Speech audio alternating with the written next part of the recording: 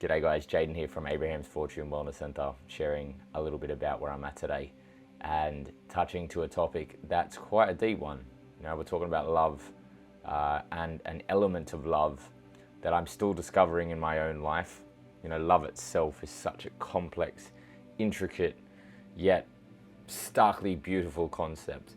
And to define it is a hard thing. You know, for the most part, people would be like, oh, you know, I love biscuits so much. They're so delicious. I love them. I love my car. I love my dog.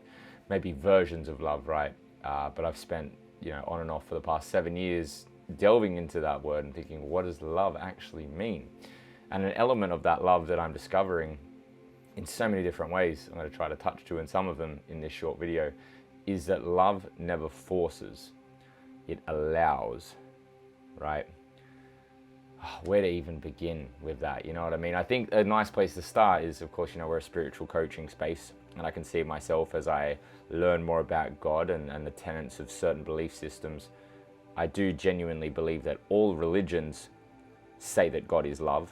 You know, no matter how they act upon that is a different story, but the religions themselves, the foundations that they're based upon, do say that the ultimate goal, the ultimate essence of life is love. And to love someone, even though, you know, a spiritual people that we're interacting with this space of religion and spirituality and so on, there can be that tendency to think, oh, okay, I've discovered Christ, I've discovered you know, Allah in the Muslim faith, I'm practicing yoga, whatever your belief system is, I've discovered something that I feel to be the answer. I feel it's beautiful, you know, love is beautiful.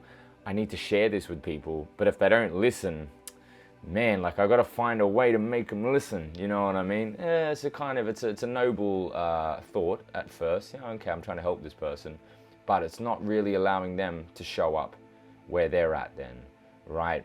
And true love, unconditional love, is accepting where anyone's at anyway, and seeing past that and seeing that as a human being, they are a spiritual being of love.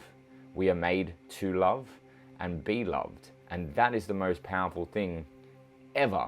You know, if there's anything more powerful out there you guys can think of, let me know. But I've spent the 7 years, like I've said, and I haven't discovered anything myself.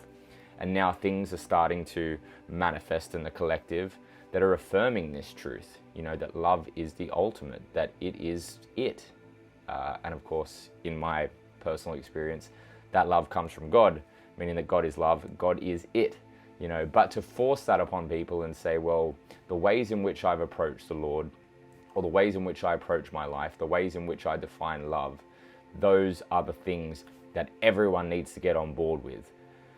Again, maybe for you personally, your heart's in the right place and it really has changed your life, but it's not the way to go about it, because if you start forcing Christ on people, then that's not what Christ was saying. You know, he's still meeting people where they are and encouraging his own perspective, which we can do, but he holds space for others as individuals where they're at. He essentially allows them to be the person that they're at in their current position of life. And it's something that I'm learning to do. You know, if a family member or a friend or a co-worker, someone's doing something where I'm like, oh, geez, man, like, you know, I don't really agree with that. Well, that doesn't have to define me. And it's also not my job to change their mind. But love would say, if I care for this person, I want them to find love in their own life, you know? So asking questions then, allowing that person to be themselves, not forcing your own beliefs upon them, but still in a certain way bringing love then into their life is going to be much more passive in a sense. Maybe that's not the best word to describe it, but I'd like to hear from you guys in the comments, see what you think. Like I said, is there something that you see that's more important than love, that trumps love in some certain way? Do you think that love is just fanciful? You know, it's just an idea. Again, wherever you're at, we're going to try to love you by accepting the position that you take. And I'd love to hear about it in those comments. Until the next video, we'll see you then.